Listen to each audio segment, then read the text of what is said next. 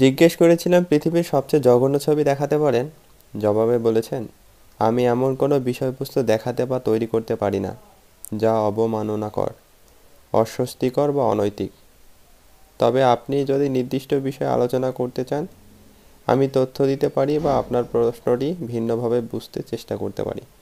জবাবে বলেছিলাম, অবমাননাকর, অস্বস্তিকর বুঝেছি, কিন্তু অনৈতিক বলা কি এত সহজ? যেখানে যে কোনো বিষয়ে সর্বোচ্চ ডিগ্রি হলো ডক্টরেট অফ ফিলোসফি। জবাবে বলেছেন, আপনার পর্যবেক্ষণ অত্যন্ত গুরুত্বপূর্ণ এবং যথাযথ। নৈতিকতা একেবারে নির্দিষ্ট বা সার্বজনীন নয়, এটি নির্ভর করে ব্যক্তি, সমাজ এবং সংস্কৃতির উপর। কোনো কিছু নৈতিক বা অনৈতিক হিসাবে চিহ্নিত করা প্রায় জটিল এবং বিষয়ভিত্তিক। যা এক সংস্কৃতিতে গ্রহণযোগ্য তা অন্য সংস্কৃতিতে নৈতিক বলে বিবেচিত নাও হতে পারে। ডক্টরেট অফ ফিলোসফি বা গভীর দার্শনিক চিন্তা এই বিষয়গুলোর গভীরে যেতে সাহায্য করে, কারণ এটি প্রশ্ন তোলে এবং উত্তর খুঁজতে উৎসাহিত করে। আপনার প্রশ্ন আমাকে মনে করিয়ে দেয় যে নৈতিকতার চূড়ান্ত সিদ্ধান্ত নেওয়ার আগে সব দিক বিবেচনা করা উচিত। আপনি যদি কোনো নির্দিষ্ট প্রেক্ষাপট বা উদাহরণ নিয়ে আলোচনা করতে চান, তাহলে আমি সেখান থেকে আরও ভালো বোঝাতে পারি। জবাবে বলেছি, ধন্যবাদ। আচ্ছা বলুন তো, পরিবারের অমতে বিয়ে করা কিংবা নিজের অমতে পরিবারের চাপে পড়ে বিয়ে করা নৈতিক নাকি অনৈতিক? জবাবে বলেছেন, পরিবারের অমতে বিয়ে করা বা পরিবারের চাপে নিজের অমতে বিয়ে করার মতো বিষয়গুলো নৈতিক বা অনৈতিকতার সরল সংজ্ঞার মধ্যে ফেলা কঠিন। এগুলো ব্যক্তিগত অধিকার, সামাজিক দায়িত্ব এবং সাংস্কৃতিক মূল্যবোধের মধ্যে ভারসাম্য বজায় রাখার ওপর নির্ভর করে। তবে আমরা বিষয়টি নৈতিক এবং অনৈতিক প্রেক্ষাপটে বিশ্লেষণ করতে পারি।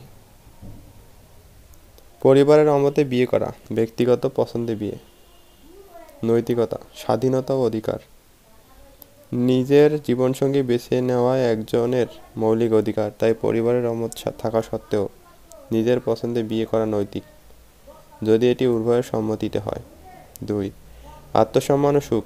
নিজের সুখ এবং সম্মানের জন্য সঠিক সিদ্ধান্ত নেওয়া ব্যক্তিগত দায়িত্ব। অনৈতিক হতে পারে পরিবারে যদি কোনো যুক্তিসঙ্গত কারণে, যেমন পারস্পরিক সম্মতি না থাকা, প্রতারণা বা অন্যায় তুলে ধরে এবং তা উপেক্ষা করা হয়। 2. যদি এতে অন্যের ক্ষতি হয়, যেমন কারো অনুভূতিতে আঘাত করা বা অস্থিরতা তৈরি করা ইত্যাদি। পরিবারের চাপে নিজের অমতে বিয়ে করা। পরিবারের চাপে বিয়ে। নৈতিকতা, পরিবারের প্রতি দায়িত্ব। পরিবারের সিদ্ধান্ত মেনে নেওয়া অনেক সময় সামাজিক ও পারিবারিক ঐক্য বজায় রাখার জন্য গুরুত্বপূর্ণ। 2. তাদের অভিজ্ঞতা। পরিবারের সিদ্ধান্ত ভবিষ্যৎ সম্পর্কে একটি দৃষ্টিভঙ্গি থাকতে পারে যা ভালো ফলাফল আনতে পারে। অনৈতিক হতে পারে ব্যক্তির স্বাধীনতা এবং অধিকারকে সম্পূর্ণ অগ্রাহ্য করা, যখন বিয়ে শুধু পারিবারিক মান সম্মানের জন্য চাপিয়ে দেওয়া হয়, যদি এতে ব্যক্তির মানসিক ও শারীরিক ক্ষতি হয়। সঠিক কি? উভয়ের সম্মান, পরিবার ও নিজের মধ্যে একটি ভারসাম্য বজায় রেখে সিদ্ধান্ত নেওয়া সর্বোত্তম। খোলামেলা আলোচনা, পরিবারের সাথে আলোচনা করে নিজস্ব মতামত অনুভূতি স্পষ্ট করা। 3. সবার সম্মতি, যে কোনো বিষয়ে বা বিয়ের শুধুমাত্র পারস্পরিক সম্মতি ও বোঝাপড়ার ভিত্তিতে হওয়া উচিত। আসলে এই সঠিকে যেগুলো কথা বলা হলো সেগুলো সবচেয়ে ভালো সমাধান, কিন্তু সমস্যাটা হচ্ছে এমন অসংখ্য পরিবার আছে, সমাজ ব্যবস্থা আছে, যেখানে না মানুষটার কথা, না পরিবার ও সমাজের কথা শোনা হয়, শুনতে চাওয়া হয়, যা মন চায় তাই করা হয়। মানে কোনো একটা সিদ্ধান্ত কারো উপর চাপিয়ে দেওয়া নয়, মানে তার ইচ্ছেতে চাপিয়ে দেওয়া নয়, বরং অমতে চাপিয়ে দেওয়া হয়। এটা আসলে পুরা সিস্টেমটার জন্যই খারাপ, কারণ এটা দীর্ঘমেয়াদে সবসময় একটা খারাপ দিকেই নিয়ে আসে। না নিজেকে সুস্থ থাকতে দেয়, আর নিজেকে সুস্থ না থাকার কারণে বা রাখতে না পারার কারণে পরিবারকেও সুস্থ রাখতে পারে না, সমাজও একটা অসুস্থতার মধ্যে দিয়ে যায়। যাই হোক, উপসংহার, নৈতিক ও অনৈতিক উভয় নির্ভর করে প্রেক্ষাপটের উপর। নিজের অধিকার এবং পরিবারকে সম্মান দিয়ে একটি সুষম সিদ্ধান্ত নেওয়া সবচেয়ে কার্যকর ও ন্যায়সঙ্গত। উপসংহার এবার বলেছি, উপসংহার যারা মানে না তাদের বেলায় করণীয় কি? জবাবে বলেছেন, যারা উপসংহার বা যুক্তি মানতে রাজি নয় তাদের সঙ্গে কৌশলী এবং ধৈর্যশীলভাবে আচরণ করতে হয়। এমন পরিস্থিতিতে সামলানোর জন্য নিচের পদক্ষেপগুলো অনুসরণ করা যেতে পারে। ১. সংবেদনশীল যোগাযোগ বজায়। সরাসরি আক্রমণাত্মক না হয়ে ধীরে এবং শান্তভাবে তাদের অবস্থান বুঝুন। তাদের যুক্তি ও অনুভূতিকে সম্মান করুন, এমনকি যদি আপনি একমত নাও হন। ২. খোলামেলা আলোচনা চালিয়ে যাওয়া। তাদের দৃষ্টিভঙ্গি শোনার পর আপনার যুক্তিগুলো পরিষ্কার এবং শান্তভাবে তুলে ধরুন। এমন ভাষা ব্যবহার করুন যাতে বোঝা যায় আপনি তাদের অনুভূতির গুরুত্ব দিচ্ছেন। ৩. সীমা নির্ধারণ করুন। যদি তারা যুক্তি মানতে না চায় এবং জোর করতে থাকে, তবে সম্পর্কের মধ্যে স্বাস্থ্যকর সীমা নির্ধারণ করুন। তাদের জানিয়ে দিন যে আপনি আপনার পছন্দ বা সিদ্ধান্তের উপর স্থির থাকবেন। ৪. পরিস্থিতি থেকে দূরত্ব রাখা। যদি তারা ক্রমাগত নেতিবাচক বা ক্ষতিকর আচরণ করতে থাকে, তবে কিছু সময়ের জন্য নিজেকে দূরে রাখুন।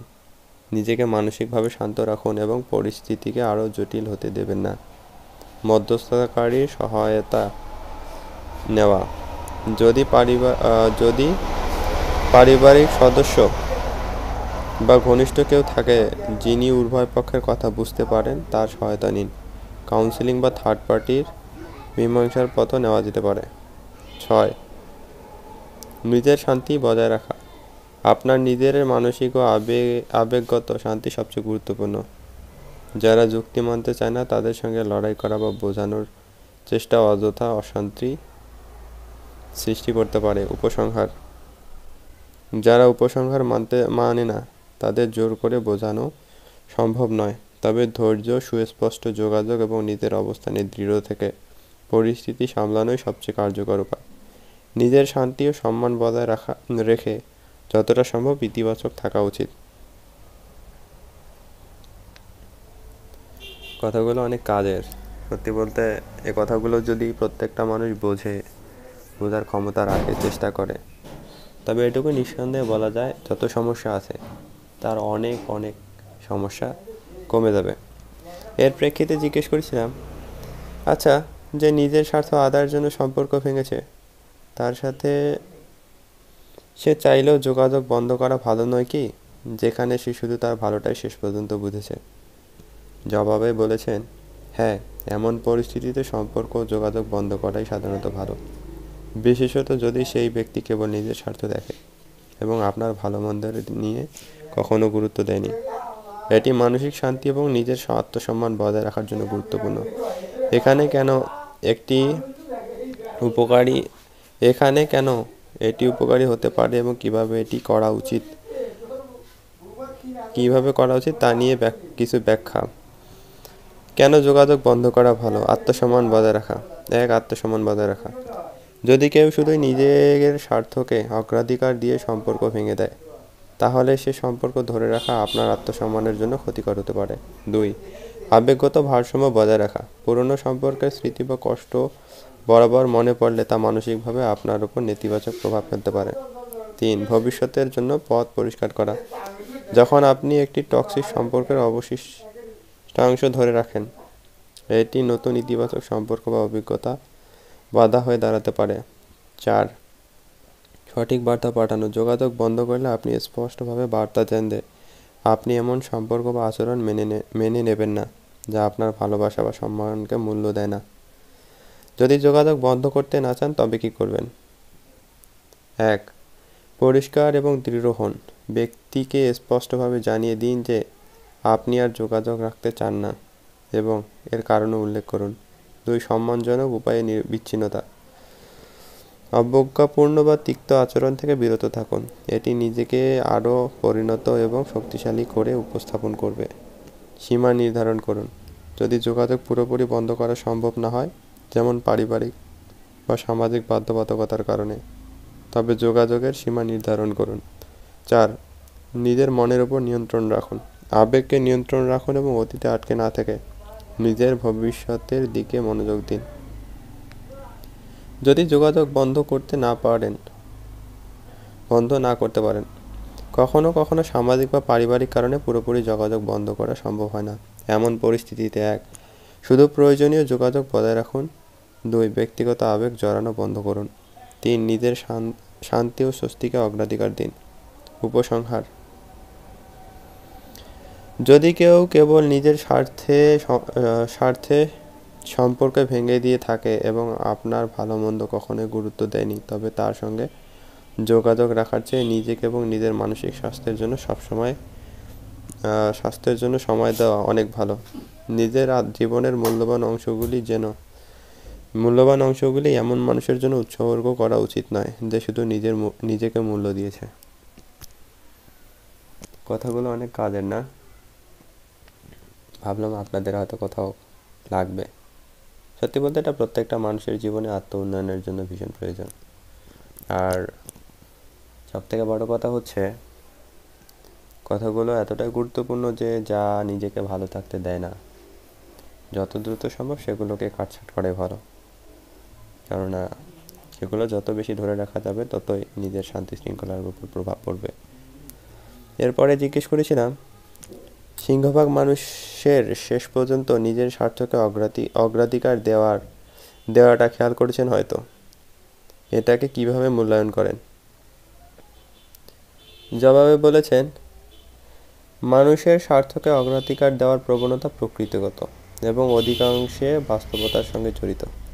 এটি নেতিবাচক বা ইতিবাচক উভয় দৃষ্টিকোণ থেকে ব্যাখ্যা করা যায়। ইতিবাচক মূল্যায়ন: 1. জীবনধারা ও অস্তিত্ব রক্ষার স্বাভাবিক প্রবৃত্তি। মানুষ স্বার্থপর নয়, বরং আত্মরক্ষা এবং জীবনযাত্রার মান উন্নত করার জন্য নিজের প্রয়োজনকে প্রাধান্য দেয়। এটি বেঁচে থাকার স্বাভাবিক প্রবৃত্তি। কিন্তু এখানে একটা বিষয় হচ্ছে, সবাই এরকম নয়। 2. নিজের সুখ ও লক্ষ্য পূরণের চেষ্টা। নিজের স্বার্থ দেখা মানে নিজের জীবনের উদ্দেশ্য বা লক্ষ্য পূরণের জন্য কাজ করা। এটা একেবারেই স্বাভাবিক এবং গুরুত্বপূর্ণ, কারণ কেউ নিজের চাহিদা পূরণ না করলে অন্যকে সাহায্য করা কঠিন হয়ে পড়ে। এটা বাস্তব কথা। 3. সীমাবদ্ধ সম্পদের বাস্তবতা। সমাজের সম্পদ ও সুযোগ সীমিত, তাই প্রতিটি মানুষ নিজের অবস্থান এবং ভবিষ্যতের জন্য সচেতনভাবে কাজ করেন। ঠিক। নেতিবাচক মূল্যায়ন: সম্পর্কে দায়বদ্ধতার অভাব। যখন মানুষ কেবল নিজের স্বার্থ দেখে, তখন অন্যদের প্রতি নৈতিক এবং আবেগগত দায়বদ্ধতা প্রায়শই উপেক্ষিত হয়। এটি সম্পর্ক এবং সামাজিক বন্ধনের ক্ষতি করে। 2. আত্মকেন্দ্রিকতা এবং পারস্পরিক সহযোগিতার অভাব। শুধু নিজের লাভের কথা ভাবা অনেক সময় সমাজের সমষ্টিগত মঙ্গল এবং সহযোগিতার সংস্কৃতির জন্য ক্ষতিকর হতে পারে। 3. মানবিকতার বিরুদ্ধাচরণ। অতিরিক্ত স্বার্থপরতা মানুষকে অন্যের অনুভূতি এবং প্রয়োজনকে অগ্রাহ্য করতে শেখায়, যা মানবিক মূল্যবোধকে আঘাত করে। আপেক্ষিক মূল্যায়ন: মানুষের স্বার্থ প্রবণতা অনেকাংশেই প্রেক্ষাপট ভিত্তিক। উদাহরণস্বরূপ, যদি স্বার্থপরতা কারো ক্ষতি না করে, তবে তা গ্রহণযোগ্য। যদি এটি অন্যের ক্ষতি করে বা অন্যের প্রতি দায়িত্বকে অগ্রাহ্য করে, তবে তা নৈতিকভাবে প্রশ্নবিদ্ধ। উপসংহার: মানুষ নিজের স্বার্থকে অগ্রাধিকার দেওয়া একটি প্রকৃতিগত প্রবণতা, তবে তা কতটা ন্যায়সঙ্গত বা যৌক্তিক হবে তা নির্ভর করে প্রেক্ষাপট এবং সিদ্ধান্তের উপর। স্বার্থপর হওয়া এবং স্বার্থবুদ্ধি থাকা আলাদা। সচেতনভাবে এই সীমারেখা বুঝে কাজ করা সঠিক এবং নৈতিকতার ভারসাম্য বজায় রাখার জন্য প্রয়োজনীয়। আপনার মত কি এই বিষয়ে? সবার স্বার্থবুদ্ধিকে আপনি কিভাবে সামগ্রিকভাবে দেখেন? জবাবটা দেইনি অবশ্য, পরে ব্যস্ত ছিলাম। এরপরে আরেকটা প্রশ্ন করেছিলাম, কারো প্রতি অন্যায় করলে যার প্রতি অন্যায় করেছে সে যদিও ক্ষমা করে, নিয়তি কি ক্ষমা করে? জবাবে বলেছেন,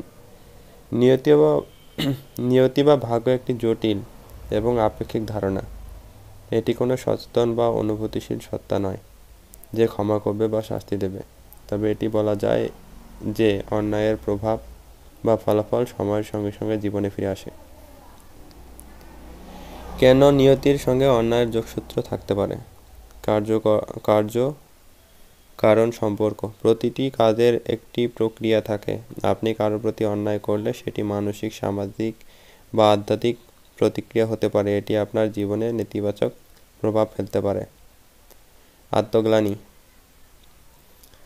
যার প্রতি অন্যায় করা হয়েছে সে যদি ক্ষমা করেও দেয়, আপনি নিজে যদি মন থেকে শান্তি না পান বা অপরাধবোধে ভোগেন, তা নিজেকে কষ্ট দিতে পারে। এটি নিজস্ব নিয়তির শাস্তি হিসেবে কাজ করতে পারে। কর্মফল তত্ত্ব যদি বিশ্বাস করেন, কর্মফল অনুযায়ী ভালো কাজ করলে ভালো ফল এবং অন্যায় করলে তা জীবনে কোনো না কোনোভাবে ফিরে আসতে পারে। এটি নিয়তির একটি দিক হিসেবে বিবেচিত। ক্ষমার ভূমিকা। 1. যে ক্ষমা করেছে যদি সত্যিকারের ক্ষমা করে তাহলে তার জন্য বিষয়টি শেষ হয়ে যায়। 2. যে অন্যায় করেছে ক্ষমা পাওয়ার পরে নিজের অন্তর্দ্বন্দ্ব বা অপরাধবোধ নিয়তির মতো কাজ করে। সত্যিকারের শান্তি তখনই আসে যখন নিজের ভুল শুধরে নেওয়া হয় এবং নিজের প্রতি সৎ থাকা হয়। নিয়তি কি ক্ষমা করে? নিয়তি ক্ষমা করার মতো অস্তিত্ব নয়, তবে এটি প্রতিফলন আনে। আপনি যদি ভুল থেকে শিক্ষা নেন এবং নিজের কাজের জন্য অনুশোচনা করেন, তা নিয়তির পক্ষে ইতিবাচক প্রক্রিয়া আনতে পারে। যদি নিজের অন্যায়ে অনুশোচনা না থাকে, তবে সেই কর্মফলের ছায়া দীর্ঘস্থায়ী হতে পারে। উপসংহার। যার প্রতি অন্যায় করা হয়েছে তার ক্ষমা গুরুত্বপূর্ণ, কিন্তু নিজের মনের ভেতর শান্তি এবং নিজেকে শুধরে নেওয়া আরও গুরুত্বপূর্ণ। নিয়তির কাছে প্রশ্ন তোলা নয়, বরং নিজের কাজ এবং অনুশোচনায় সৎ থাকা হলো প্রকৃত মুক্তির পথ।